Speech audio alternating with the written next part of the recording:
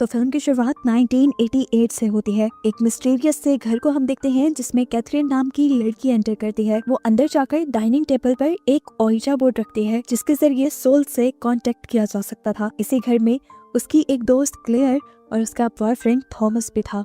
ओइजा board game खेलने से पहले कैथरीन इन दोनों को बताती है कि माना जाता है ये घर बहुत ज्यादा हॉन्टेड है। इस घर में सालों पहले कई मर्डर्स भी हुए हैं। खैर ये लोग अब ओइजा बोर्ड गेम को खेलना स्टार्ट कर देते हैं। पहले तो इनके दिल में कोई डर नहीं, लेकिन जैसे ही इन्होंने ओइजा बोर्ड की प्लानचेट पर हाथ रख के यहाँ पर पूछा कि हमारे अलावा अगर कोई चीज यहाँ पर है तो वो अपने होने का एहसास दिलाए, तो एकदम से उस एंटिटी ने, उस सोल ने कैथरीन का हाथ पकड़ लिया। कैथरीन बुरी तरह घबरा गई। उसने ओइजा बोर्ड के ऊपर से हाथ उठा लिया और तभी उसी स्पिरिट ने उनके सामने क्लेयर को यानी उसकी दोस्त को कुर्सी से पीछे खींच लिया, अंधेरे में खींच लिया और वो मिली ही नहीं। ये सब देखते हुए थॉमस डरकर वहां से भाग गया और जब कैथरीन अपनी दोस्त को ढूंढने के लिए उठी तो उसे ऐसा फील हुआ जैसे उसके पीछे कोई खड़ा हो। पीछे मुड़कर उसने देखा तो ये एक अजीब सी एंटिटी थी जिसे वो सही तरह देख नहीं पाई।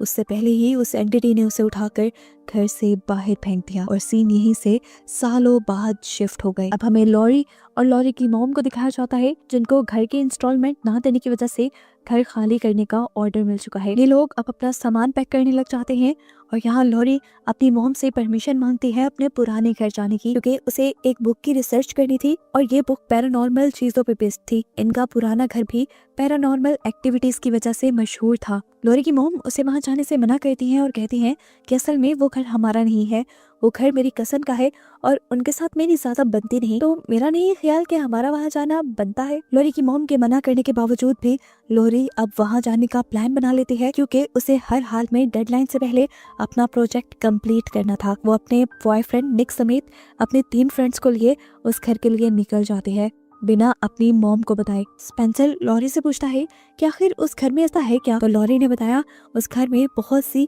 अजीबोगरीब चीजें हुई हैं जिसके बारे में मैं ज्यादा खुद भी नहीं जानती, लेकिन हाँ हर एक इंसान को उस घर में जाना मना है। माना जाता है कि उस घर में काफी सारे बच्चों का सैक्रिफाइस यानी बलि दी गई थी। थोड़ी देर में ये चारों उस घर के सामने पहुंच भी जाते हैं और ये घर कोई और नहीं बल्कि वही घर था जिसे हम मूवी की स्टार्टिंग में देख चुके हैं। यहाँ आकर समांथा जो कि लॉरी की कजन है वो इन सब का वेलकम करती है। वो भी यहाँ रहती नहीं थी, बस लॉरी के कहने पर यहाँ आई थी क्योंकि उसे अपनी फैमिली का पास्ट लॉरी से ज्यादा पता था। वो इन सब के यहाँ आने के बाद इन चारों को अपने बड़े लोगों की चीजें दिखाना शुरू करती है और बताती है कि उनकी आंट असल में एक विच थी, एक जादूगरनी थी। इसके बाद समांथा इन सब को इनका रूम दिखा देती है। अब टीना लॉरी की एक फ्रेंड जिस रूम में रुकी थी उस रूम में बेड पे एक डॉल भी थी जिसकी आंखें अजीब सी थी। टीना ने जब उसकी आंखों में देखा तो ऐसा लगा जैसे उस डॉल ने उसे पोसेस कर लिया है।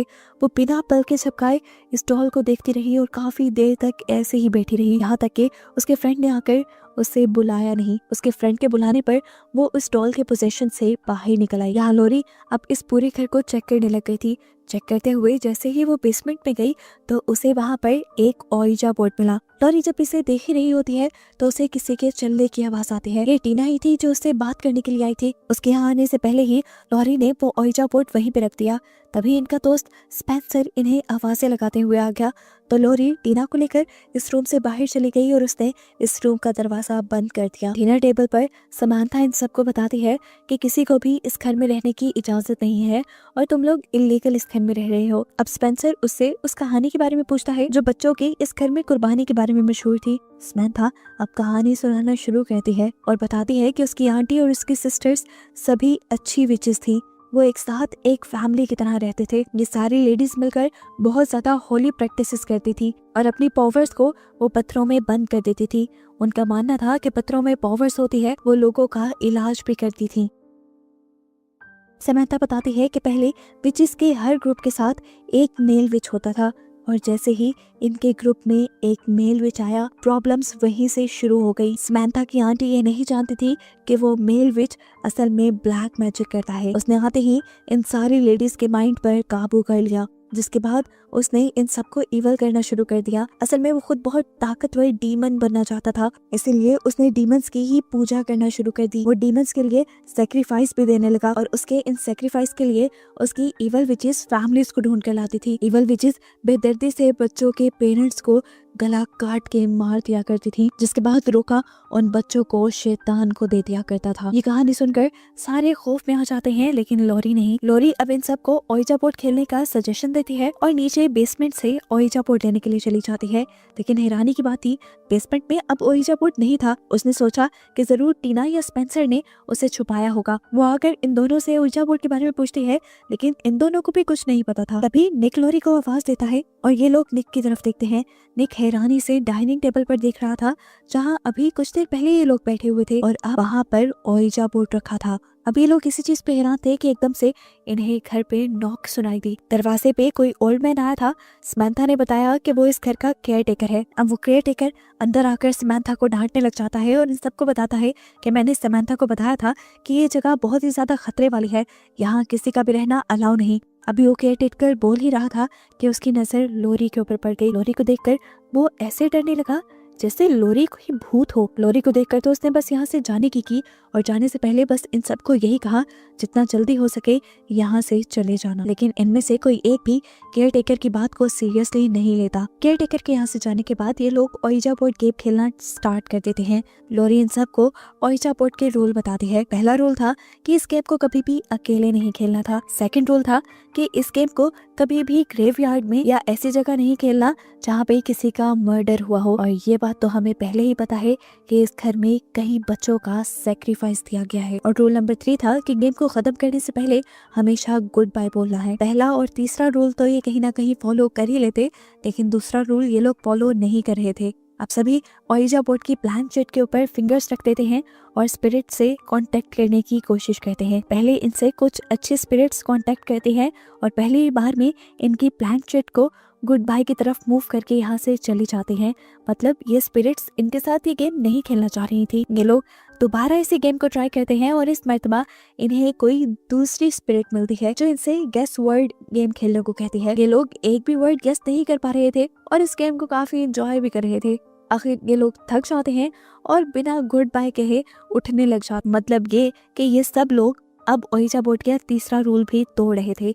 जबकि दूसरी तरफ अब हमें लॉरी की मॉम को दिखाया जा रहा था। लॉरी की मॉम को किसी का फोन आता है और जैसे ही वो आवाज सुनती है तो वो उससे कहती है थॉमस, और उसकी इस बात से हमें ये पता चल जाता है कि ये केयर टेकर और कोई नहीं बल्कि सालों पहले दिखने वाला थॉमस ही था। और लॉरी की मॉम भी कोई और नहीं बल्कि फिल्म के स्टार्ट में दिखाई जाने वाली कैथरीन ही। थॉमस ने अब कैथरीन को बताया कि तुम्हारी बेटी लॉरी अपने दोस्तों के साथ उसी घर में आई हुई है। ये सुनकर कैथरीन घबरा गई और उसने थॉमस से कहा कि तुम्हें हर हाल में उन्हें वहाँ से निकालना होगा। लेकिन थॉमस सॉरी कहकर फोन कट कर देता है। अब वो गाड़ी स्टार्ट करके यहाँ से जाने ही वाला था कि एकदम से उसे अपनी कार की पिछली सीट पर किसी की परछाई दिखाई दी, जिसे देखकर वो डर गया। उसने गौर किया तो ये रोका की स्पिरिट थी, उसी इवल विज़र्ड की स्पिरिट थी जिसने कई बच्चों का सैक्रिफाइस दिया था।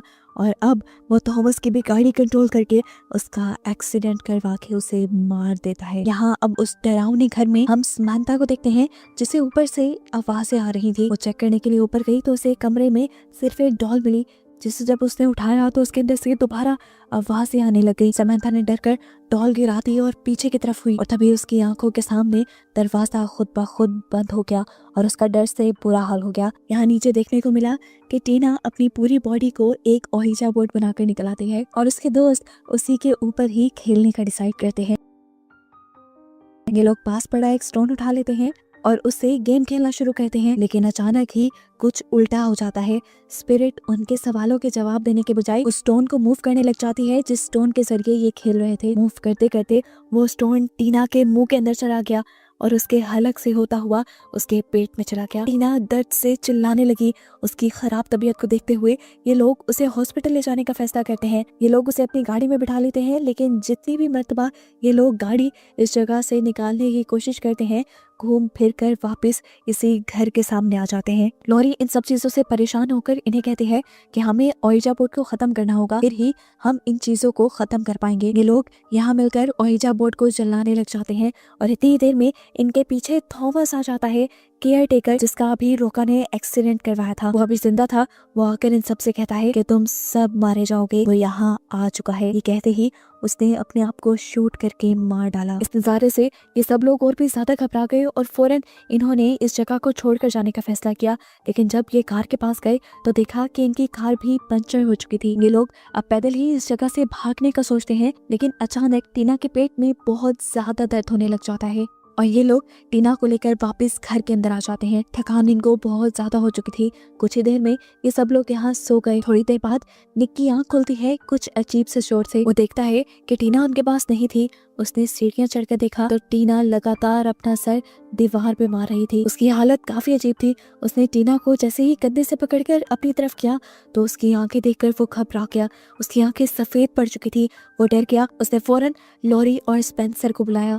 इन दोनों के यहाँ आते ही टीना बेहोश हो जाती है, जिसे दोनों लड़के पकड़ लेते हैं। जबकि लॉरी नोटिस करती है कि जहाँ पर टीना सन मार रही थी उसके पीछे का थोड़ा सा वॉलपेपर फटा हुआ था। लॉरी ने खींचकर वो वॉलपेपर पूरा हटा दिया और देखा कि वहाँ पर एक लेटर पी लिखा हुआ है। लॉरी को बहुत अजीब लग रहा था। उसे शक हुआ कि शायद ये घर एक ओइजा बोर्ड है। इस घर को ही ओइजा हाउस बनाया गया है। यही सोचते हुए उसने अपने दोस्तों से टीना के ऊपर हाथ रखने को कहा और जैसे ही तीनों ने मिलकर उसके ऊपर हाथ रखा तो वो भागते हुए इन्हें खींच कर एक और दीवार के पास ले गई और उसने अपना सर भी उस दीवार में मारा। लॉरा ने वहां से दोबारा वॉलपेपर हटाया तो वहां पर लेटर एल लिखा था। ये लोग दोबारा जब टीना के ऊपर हाथ रखते हैं तो टीना इन्हें खींचकर एक दूसरी दीवार की तरफ ले जाती है और वहां पर सर मारती है। वहां का पेपर हटाया जाता है तो वहां ए लिखा हुआ था और लॉरी समझ गई कि जो स्पिरिट इस घर के जरिए उनसे बात कर रही है वो इनसे कहना चाहती है प्ले गेम, यानी मेरे साथ खेलो। लॉरी अपने शक को दोबारा टेस्ट करने के लिए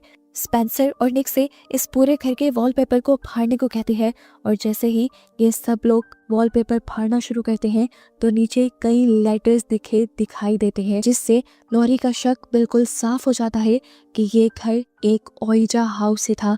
इस घर को एक ओइजा बोर्ड की तरह बनाया गया था जिसमें स्पिरिट्स को कैद किया जाए। अब लॉरी यहाँ पर मौजूद स्पिरिट से सवाल करती है कि आखिर तुम हो कौन, और हमें फिल्म में एक के बाद एक 4 लेटर दीवार पे लिखे दिखाए जाते हैं जिनको मिला के लफ्ज बन रहा था लोका, यानी वो इवल विज़र्ड लोका की स्पिरिट थी जो इनके साथ खेल रही थी। लॉरी उसके बारे में सुनकर थोड़ा घबरा गई और जैसे ही पीछे हुई तो अलमारी से टकरा गई। अलमारी से आगे हुई तो एकदम से अलमारी खुल गई और उसमें से समंथा की लाश निकलकर उनके ऊपर गिर गई, जिसकी बॉडी को देखकर लोरा बिल्कुल टूट गई। समंथा ने तो उसका बहुत साथ दिया था, उसकी मॉम की परमिशन के बगैर ये घर खोल के दिया था और अब उसकी वजह से उस बेचारी की जान ही चली गई थी। निक और स्पेंसर उसे यहाँ पर रिलैक्स करते हैं और तभी उसकी नजर दरवाजे पे पड़ती है जहाँ पे गुड बाय लिखा था। ये देखते ही लोरा जल्दी से निक और स्पेंसर से इस घर से निकल जाने को कहती है। ये तीनों घर से निकलने के लिए भागते हैं, लेकिन जितनी भी मर्तबा ये भागने की कोशिश करते हैं घूम फिर कर उसी कमरे में आ जाते हैं। ये घर जैसे उनके लिए एक मेज बन गया था, एक भूल भुलैया बन गया था। ये लोग बुरी तरह इस कमरे में फंस चुके थे। इन्हें इस कमरे से निकलने का तरीका यहीं से मिलना था। ये सोच आती है स्पेंसर की और तभी उनकी नजर एक बुक पे पड़ती है जो रोका के ऊपर लिखी गई थी। इस बुक को पढ़ने पर उन्हें पता चलता है कि रोका ने आसपास के जंगल में बहुत सारी ईवल चीजें की थी, जिसकी वजह से वहाँ के हर दरख्त के अंदर बहुत सारी ईवल एनर्जीज आ गईं और उन्हीं दरख्त की लकड़ियों से इस घर को बनाया गया था। रोका की ताकत दिन ब दिन बढ़ती जा रही थी। वो इस घर में ही रहता था। उसका जुल्म भी दिन ब दिन जैसे ही बढ़ता गया तो अच्छी विचेस ने उसको कंट्रोल करने का फैसला किया। ये अच्छी विचेस जानती थी कि रोका बहुत ज्यादा ताकतवर है, इसलिए उन्होंने पूरा प्लान बनाया। पहले वो उसकी इवल ग्रुप में घुसी और फिर सीक्रेटली उसका स्टोन चुराते हुए इन गुड विचेस ने उसके इसे स्टोन को रोका को ही खिला दिया, जिस स्टोन के अंदर रोका की सारी नेगेटिव पावर्स थी। उस स्टोन के रोका के अंदर जाने पर उस स्टोन ने रोका के अंदर की सारी पावर्स छीन ली, जिसके बाद विचेस ने रोका को मार डाला और उसके जिस्म के हजारों टुकड़े कर कर इसी घर की बेसमेंट में दफना दिए। जिसके बाद उसकी स्पिरिट को इस घर में कैद करने के लिए इन सारी अच्छी विचीज ने मिलकर इस घर को ही एक ओइजा हाउस बना दिया ताकि उसकी स्पिरिट इस घर से बाहर ना निकल पाए। यहाँ पर लॉरी को बचपन की वो स्टोरी याद आती है जो कैथरीन ने यानी उसकी मॉम ने उसे सुनाई थी। वही स्टोरी, वही वाकया जिसे हम मूवी के स्टार्ट में देख चुके हैं कि किस तरह कैथरीन के दोस्त को उस इवल स्पिरिट ने खींच लिया था अंधेरे में। लॉरी आज तक नहीं जानती थी कि वो स्टोरी असल में थॉमस और उसकी मॉम की ही है। लॉरी अब समझ गई थी कि अगर इन्हें इस घर से निकलना है तो इन्हें ये गेम खेलना पड़ेगा। इसीलिए ये लोग दोबारा टीना को पकड़ लेते हैं और स्पिरिट के साथ वर्ड गेस गेम शुरू कर देते हैं। टीना के जरिए एक के बाद एक लफ्ज के ऊपर इशारा करती है। निक पहला लफ्ज गेस करता है लेकिन गलत गेस करता है, जिसकी वजह से वो स्पिरिट उसे खींचकर कमरे में ले जाती है और उसके बाद उसे मार डालती है। उसकी मौत के बाद ये लोग घबरा जाते हैं, लेकिन लॉरा के जहन में दोबारा से एक आइडिया आता है। लॉरा को पता था कि उस स्पिरिट का नाम रोका है। वो स्पेंसर से कहते हैं कि अगर हम इस घर में रोका के स्पेलिंग को ही हाइड कर देंगे तो शायद उस स्पिरिट की पावर्स कम हो जाएंगी। ये लोग अब जल्दी से एक टेप के जरिए रोका वाले वर्ड्स को ढक देते हैं और ऐसा करते ही इन्हें लगता है कि ये लोग आजाद हो गए, लेकिन ठीक उसी टाइम पर किसी ने पीछे से स्पेंसर को खींच लिया। लॉरी जब देखती है कि ये रोका को छुपाने वाला मेथड भी काम नहीं किया तो वो अब टीना के पास जाती है और उससे कहती है आई एम सॉरी, लेकिन मुझे ये करना ही पड़ेगा। ये कहते ही उसने चाकू उसके पेट में स्टैब कर दिया और उसका पेट काटते हुए उसके पेट से उस स्टोन को बाहर निकाल लिया। स्टोन के बाहर निकालते ही टीना एकदम से होश में आ जाती है। उसकी आंखें अभी भी सफेद और भयानक थी।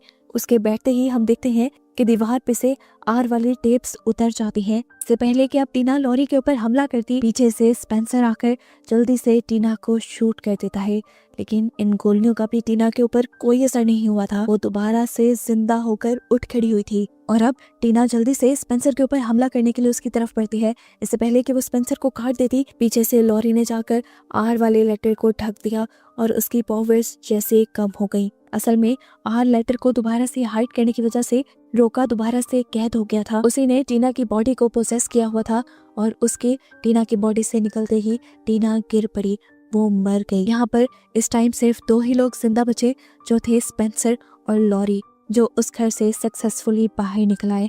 और फिर हमें 3 महीने बाद की कहानी दिखाई गई। लॉरी बहुत ज्यादा दुखी थी, उसने अपने अच्छे दोस्तों को खो दिया था। वो अभी भी ग्रेवयार्ड में बैठी अपनी और निक की पुरानी वीडियोस देख रही थी और उसे याद कर रही थी। तभी स्पेंसर उसके पीछे आ जाता है। हम देखते हैं कि स्पेंसर उसकी बहुत ज्यादा मदद कर रहा था। उस हादसे के बाद वो उसका अच्छा दोस्त बन गया था। वो लॉरी को लोन भी दिलवाता है, जिसकी वजह से ये लोग अपना घर वापस हासिल कर लेते हैं। लॉरी बहुत ज्यादा खुश थी। वो अपने घर में काम में मसरूफ थी कि अचानक उसे अपने कमरे से अजीब आवाज आई। उसने कमरे में जाकर देखा तो उसके कमरे पर वही स्टोन्स पड़े थे, जो स्टोन्स उसने ओइजा हाउस में देखे थे। ये देखकर वो डर गई। फिर उसे अपनी मॉम के कमरे से कुछ आवाजें आई।